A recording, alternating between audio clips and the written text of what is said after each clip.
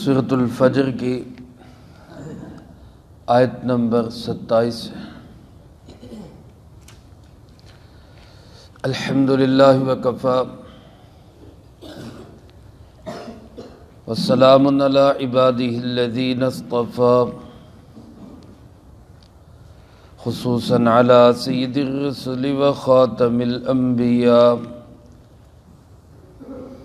وعلى آلہ واصحابہ الاتقیاء، اما بعد فاعوذ باللہ من الشیطان الرجیم، بسم اللہ الرحمن الرحیم۔ یا ایتها النفس المطمئنہ، ارجعی الی ربک راضیۃ مرضیہ، فادخلی فی عبادی وادخلی جنتی۔ یا ایتها النفس المطمئنہ، اے مطمئن روح، ارجعی الی ربک، چل واپس لوٹ اپنے پروردگار کی طرف، راضیۃً مرضیہ، اس حال میں کہ تو خوش ہے اور تجھے خوش کیا گیا ہے، فادخلی فی عبادی، سو داخل ہو جا میرے بندوں میں، وادخلی جنتی، اور داخل ہو جا میری جنت میں۔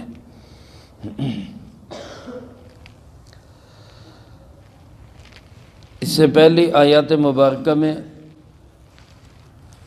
اللہ رب العالمین نے انسانیت کے ان 3 گروہوں کا ذکر کیا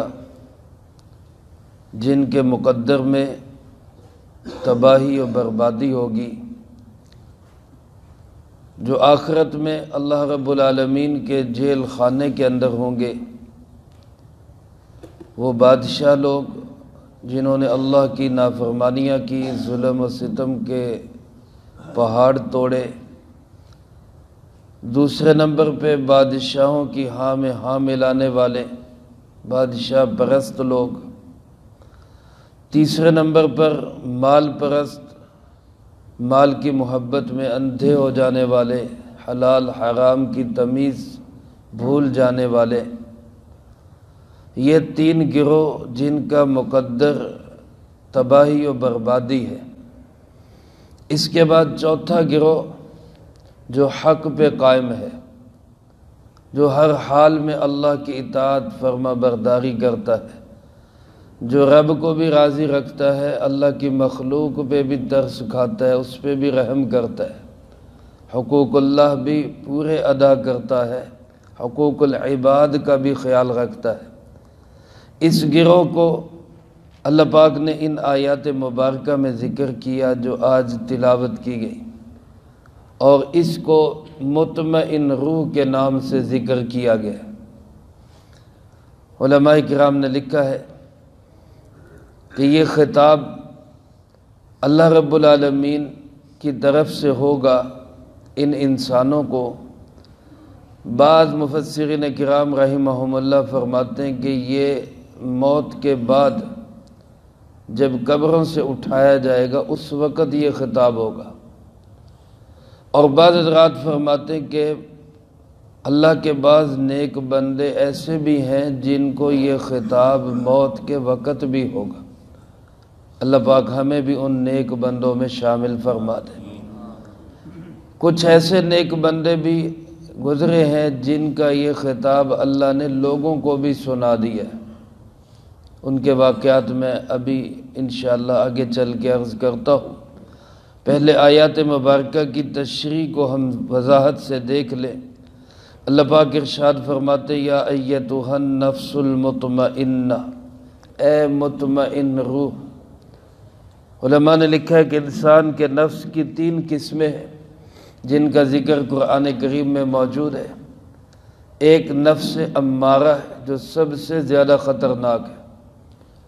نفس امارہ انسان کو گناہوں پہ ابھارتا ہے، یعنی طبیعت فطرت کے اندر شرارت پیدا ہو جائے، انسان کے مزاج کے اندر نافرمانی، ضد اور ہٹ دھرمی پیدا ہو جائے، اس کا کام یہ ہو کہ اس نے غلط ہی کام کرنا ہے، ٹھیک کام کی طرف آنا ہی نہیں ہے، یہ سب سے خراب نفس، غلط نفس، گندا نفس ہے۔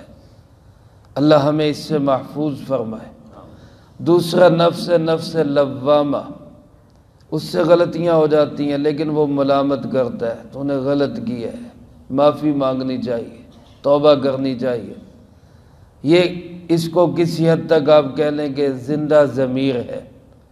انسان کا دل ضمیر مردہ نہ ہوا ہو تو گناہوں پہ اس کو ملامت ضرور کرتا ہے، یہ بھی ایمان کی نشانی ہے۔ گناہ ہو جانا، انسان ہے، غلطی کر بیٹھتا ہے، لیکن اس کے بعد اس کے دل میں ایک ٹو لگ جانا، ایک ملامت لگ جانا، شرمندگی ہو جانا، یہ ایمان والا ہونے کی نشانی ہے۔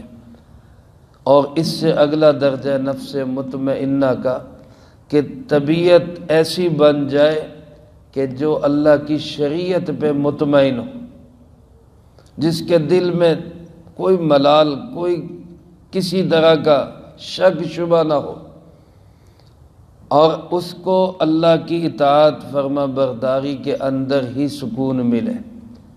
اصل انسان کا سکون ہی اللہ کی یاد کے اندر ہے۔ الا بذکر اللہ تطمئن القلوب، غور سے سنو، دلوں کا اطمینان کس میں ہے؟ اللہ کی یاد کے اندر ہے۔ تو جب ایک انسان کو اللہ کا حکم پورا کر کے سکون ملے، اس کے بغیر وہ مضطر ہو، پریشان ہو، اس کی طبیعت میں اضطراب ہو، تو یہ نفس مطمئنہ کہلاتا۔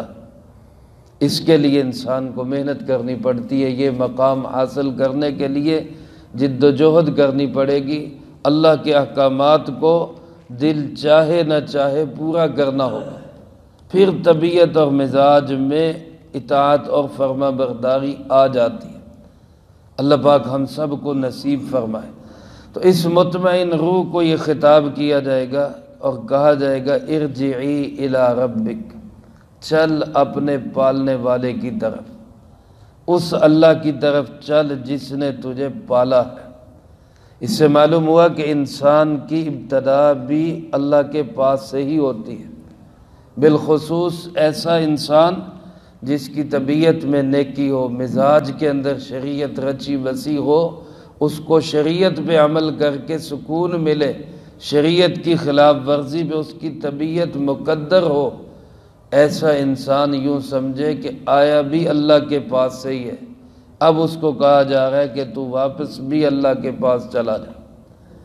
ارجعی الی ربک، چل اپنے رب کی طرف، اس حال میں راضیتاً کہ تو اس سے راضی ہے، مرضیہ اور اس نے بھی تجھے خوش کر دیا۔ ایسا انسان جیسے صحابہ کے متعلق اللہ رب العالمین نے ارشاد فرمایا رضی اللہ عنہم ورضوا عنہ، اللہ ان سے راضی ہے اور وہ اللہ سے راضی ہے۔ بھئی بندے کا کیا کام ہے کہ وہ اللہ سے ناراض ہو؟ بندہ تو بندہ ہے۔ اللہ پاک اطمینان نصیب فرما دے۔ رضا بالقضاء کا یہ مقام بہت اعلیٰ مقام ہے کہ اللہ کے ہر فیصلے پہ انسان راضی ہو، بظاہر وہ تکلیف دہ ہو، پریشانی کا ہو، اس میں بیماری آ جائے، اس میں مقدمہ آ جائے، اس میں دنیا کے اندر بظاہر مشکل حالات آ جائیں، اس پہ بھی انسان اللہ سے راضی رہے، شکوہ نہ کرے، شکایت نہ کرے، یہ مقام بہت اعلیٰ اور اونچا مقام ہے۔ اس کو کہتے رضا بالقضاء، اللہ کے ہر فیصلے پہ انسان راضی رہے کہ تو اللہ سے راضی رہا اور اللہ نے بھی تجھے خوش کر دیا۔ یہ نفس مطمئن ہے، اس کو کہا جا رہا ہے چل اپنے رب کی طرف۔ اور پھر فرمایا اگلا اس کو حکم کیا ہوگا؟ فادخلی فی عبادی، میرے بندوں میں شامل ہو جاؤ۔ کتنا بڑا مقام ہے جن بندوں کو اللہ فرما رہے یہ میرے ہیں، میرے بندے، انبیاء علیہ الصلوۃ والسلام، اور اسی طرح اللہ کے نیک برگزیدہ بندے، صحابہ کرام، اولیاء اللہ، یہ سب اللہ کے بندے۔ اللہ پاک فرماتے چل تو بھی ان کے اندر شامل ہو جا۔ اس نیک مطمئن روح کو یہ بہت اعزاز اعزاز ملے گا کہ اللہ کے بندوں میں اس کی شمولیت ہو جائے گی۔ اس کے لیے انبیاء علیہ السلام نے دعا کی۔ حضرت سلیمان علیہ السلام کی دعا قرآن کریم نے نقل کی، وَأَدْخِلْنِي بِرَحْمَتِكَ مِنْ عِبَادِكَ الصَّالِحِينَ، اللہ اپنی رحمت سے مجھے اپنے نیک بندوں میں شامل کر دے۔ اللہ کے نبی دعا کر رہے۔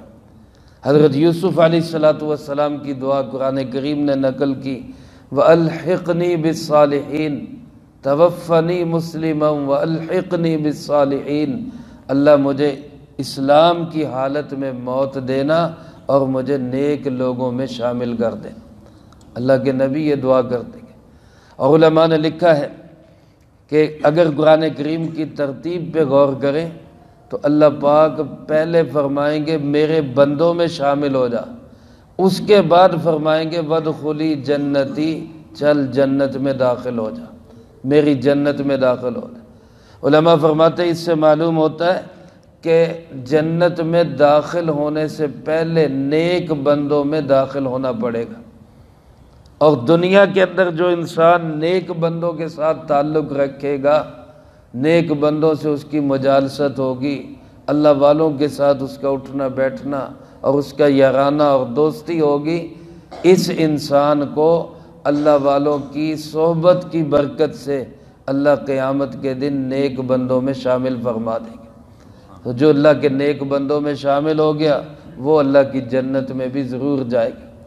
اس لیے دنیا کے اندر ہمیں کوشش کرنی چاہیے ہم اپنا ماحول، اپنی سوسائٹی اور اپنی مجالست، اٹھنا بیٹھنا یہ نیک لوگوں کے ساتھ رکھیں، اللہ والوں کے ساتھ رکھیں، علماء سے تعلق رکھیں۔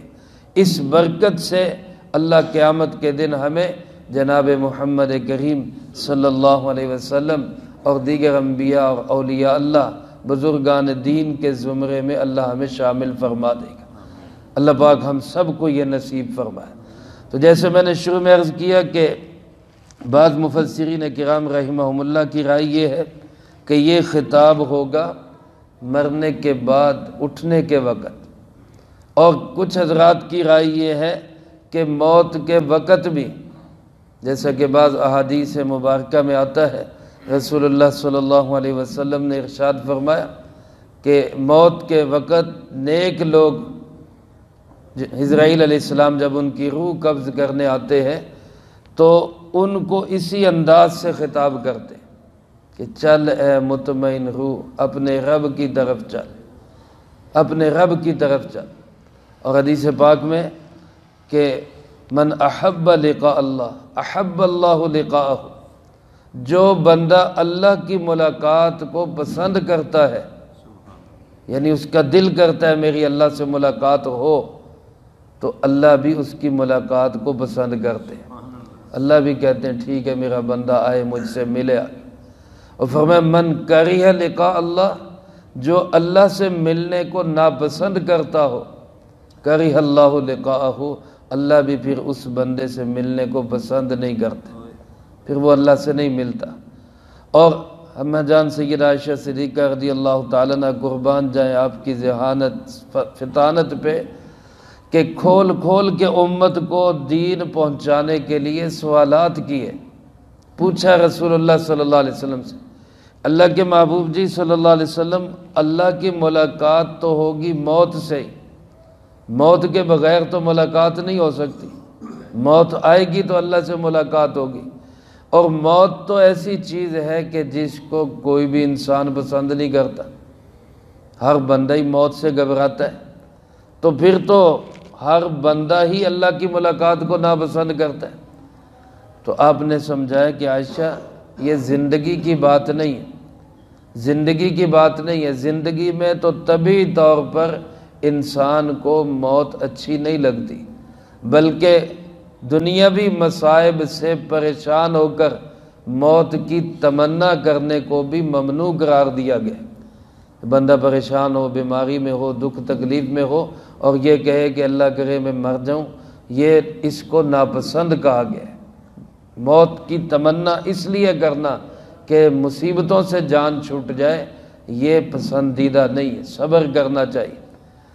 تو آپ نے سمجھایا کہ موت کے وقت، جس وقت فرشتہ آ کے بتاتا ہے کہ جناب جانے کا ٹائم آ گیا ہے، اس وقت اگر دل میں آیا کہ بہت اچھی بات ہے، میں تو اللہ سے ملنا چاہتا ہوں، تو اللہ بھی کہے گا آجا پھر میرے پاس۔ اور اس وقت اگر دل میں آیا کہ یار مسئلہ بن جائے گا، کیا ہوگا، تو یہ ظاہر ہے اسی انسان کے لیے ہوگا جس نے زندگی اچھی گزاری ہوگی، اس کو موت کے وقت بھی اللہ اطمینان نصیب فرمائے۔ کچھ مقدس لوگ ایسے گزرے جن کی یہ صورتحال اللہ نے دنیا والوں کے سامنے بھی واضح کر دی۔ تفاسیر میں آتا ہے، حضرت عبداللہ ابن عباس رضی اللہ تعالیٰ عنہ نبی کریم صلی اللہ علیہ وسلم کے چچا زاد بھائی بھی ہیں، آپ کے خاص شاگرد بھی، اللہ کے محبوب نے بالخصوص قرآن سمجھ آ جانے کے متعلق ان کو بہت سی دعائیں دی ہیں۔ قرآن فہمی میں سب سے بڑے مفسر تھے، اس لیے ان کو رئیس المفسرین کہا جاتا ہے۔ حضرت عمر رضی اللہ تعالیٰ عنہ کے دربار میں ان کا خاص مقام ہوتا تھا قرآن کریم کی سمجھ کی وجہ سے۔ ان کو گورنر بھی بنایا گیا، لیکن آخر عمر میں انہوں نے سارے عہدے چھوڑ کر دین کی خدمت کو اپنی زندگی کا نصب العین بنا لیا۔ طائف میں رہائش پذیر تھے۔ جب ان کی موت کا وقت آیا اور پھر ان کا انتقال ہوا تو ان کے جسم کو ایک جگہ پہ رکھا گیا، تو کہتے کہ ایک پرندہ عجیب و غریب قسم کا پرندہ وہ ان کی میت والی جگہ میں داخل ہوا جہاں ان کے جسم کو رکھا گیا تھا۔ لوگ کہتے ہیں کہ ایسا پرندہ ہم نے زندگی میں کبھی نہیں دیکھا، اور وہ اندر جاتا ہوا تو نظر آیا، باہر نکلتا کسی کو نظر نہیں آیا۔ پھر جب ان کے جسم کو قبر میں اتارا گیا تو آواز آئی، جس آواز کے دینے والے کو، آواز بلند کرنے والا کسی کو نظر نہیں آ رہا تھا، بولنے والا کسی کو نظر نہیں آ رہا تھا، لیکن بول سنائی سب کو دے رہے تھے۔ اور بول کیا تھے؟ یا ایتھا النفس المطمئنہ ارجعی الی ربک راضیۃ مرضیہ فادخلی فی عبادی وادخلی جنتی۔ یہ بول سب لوگوں نے سنے۔ اسی طرح ایک واقعہ تفاسیر کے اندر لکھا ہے، علامہ ابن کثیر رحمۃ اللہ علیہ نے اس کو نقل کیا، حضرت مفتی اعظم پاکستان مفتی محمد شفیع صاحب رحمۃ اللہ علیہ نے بھی اس کو نقل کیا۔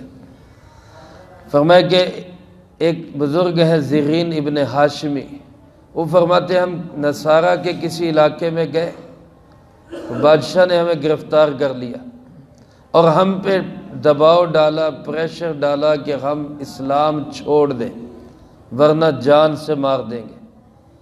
کہتے ہم میں سے کچھ لوگ تھے جو موت کے ڈر سے اسلام کو چھوڑ بھی بیٹھے، مرتد ہو گئے۔ ایک آدمی کو چوتھے کو پیش کیا گیا، اس نے کہا کہ میں اسلام نہیں چھوڑتا، میں اسلام پہ پکا ہوں۔ اس نے حکم دیا کہ اس کی گردن اتار دی جائے۔ اس کی گردن اتار دی گئی، قریب نہر تھی اس میں ڈال دی گئی۔ اس کا کٹا ہوا سر پہلے نہر کے اندر چلا گیا، کچھ دیر کے بعد پھر وہ سر باہر نکلا، اور جتنے لوگ کھڑے تھے ان کے بڑے بڑے لوگوں کے اس نے نام لیے اور کہا کہ بھائی فلانے تو بھی سن، فلانے تو بھی سن، فلانے تو بھی سن، میرے رب نے مجھے پتہ کیا کہا، یا ایتھا النفس المطمئنہ ارجعی الی ربک راضیۃ مرضیہ فادخلی فی عبادی وادخلی جنتی، یہ کہا اور پھر سر دوبارہ پانی میں ڈوب گئے۔ اس بات کو سن کر جتنے وہاں لوگ تھے جو اسلام سے پھرے تھے وہ بھی واپس آ گئے، جو نصارہ اور عیسائی تھے وہ بھی مسلمان ہو گئے، اور اللہ نے سب کو اسلام پہ مضبوطی عطا فرمائی۔ ہمارے قریب ملتان کے اندر حضرت خواجہ بہاؤالدین زکریا ملتانی رحمۃ اللہ علیہ، بہت بڑے اونچے درجے کے فقیہ محدث عالم تھے، شیخ الاسلام کے لقب سے موسوم تھے، بہت بڑا دربار ہے ان کا وہاں پر۔ اللہ نے مجھے بھی توفیق دی، جب وہاں پڑھتا تھا میں بھی حاضری وہاں دیا کرتا تھا۔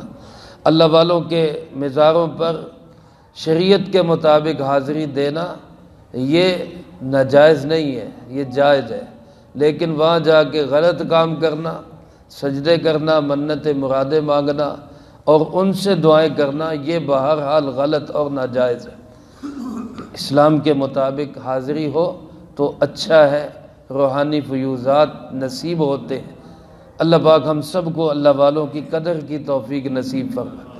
ساری زندگی انہوں نے دین اسلام کی خدمت کی، بیمار ہو گئے تو ایک دن ظہر کی نماز پڑھ کے اپنے کمرے میں چلے گئے۔ ایک شخص دروازے پہ آیا، اس نے دروازہ کھٹکایا، بیٹا باہر آیا، بیٹے سے کہنے لگے کہ میں حضرت سے ملنا چاہتا ہوں۔ بیٹے نے بتایا کہ وہ آرام کر رہے ہیں، طبیعت ٹھیک نہیں، آپ کام بتائیں کام کیا ہے؟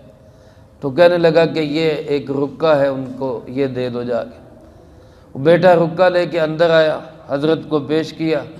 حضرت نے جب کھولا تو اس میں یہی آیات لکھی ہوئی تھی، یا ایتھا النفس المطمئنہ ارجعی الی ربک راضیۃ مرضیہ فادخلی فی عبادی وادخلی جنتی۔ انہوں نے جب یہ پڑھا تو بیٹے سے کہا کہ اس کو بلاؤ۔ بیٹا باہر آیا تو باہر کوئی بھی نہیں تھا۔ بیٹا واپس اندر گیا تو ابا جان کا انتقال ہو چکا تھا۔ تو اللہ کا فرشتہ آیا تھا جو یہ پیغام اور رکہ لے کر آیا تھا، اے مطمئن روح چل اللہ کی طرف۔ اللہ کرے اللہ ہمیں بھی موت کے وقت ایسی سعادت والی موت نصیب فرمائے، لیکن یہ ہوگا کب؟ جب دنیا کے اندر ہم اچھے ماحول کو اختیار کریں گے، نیک لوگوں کی صحبت اختیار کریں گے، اللہ والوں کے ساتھ بیٹھیں گے۔ اور اس وقت سب سے بڑا جو تقاضا ہے وہ رائیونڈ کا اجتماع ہے۔ بدھ کے دن اجتماع شروع جا رہے ہیں ساتھی، جمعرات سے شروع ہوگا، جمعرات جمعہ ہفتہ 3 دن اجتماع کے، اتوار کو دعا ہوگی۔ سب سے بڑی دینی تحریک دنیا کی اس وقت یہ تبلیغی تحریک ہے، اس میں شامل ہونا یہ ہمارے لیے بہت بڑی سعادت ہے۔ اس لیے میں درخواست کروں گا، جن ساتھیوں نے تو ارادے کر لیے، نام لکھوا دیے، بہت اچھی بات ہے۔ جن کے ارادے نہیں بھی بنے اب بنا لیں، 3 دن کے لیے جتنا وقت ہو سکے وہاں ضرور پہنچے۔ اللہ ان نیک لوگوں کی برکت سے ہمیں بھی یہ اچھی موت نصیب فرما دے۔ اللہ پاک سے دعا ہے اللہ مجھے آپ کو سب کو قرآن و سنت کی صحیح سمجھ نصیب فرمائے، جو کہا سنا اس کو زندگی میں لا کے دوسروں تک پہنچانے کی توفیق عطا فرمائے۔ اللہم انت السلام و منک السلام، تبارکت ربنا و تعالیت یا ذا الجلال والاکرام۔ اللہم اعنا علی ذکرک و شکرک و حسن عبادتک۔ اللہم احسن عاقبتنا فی الامور کلہا و اجرنا من خزی الدنیا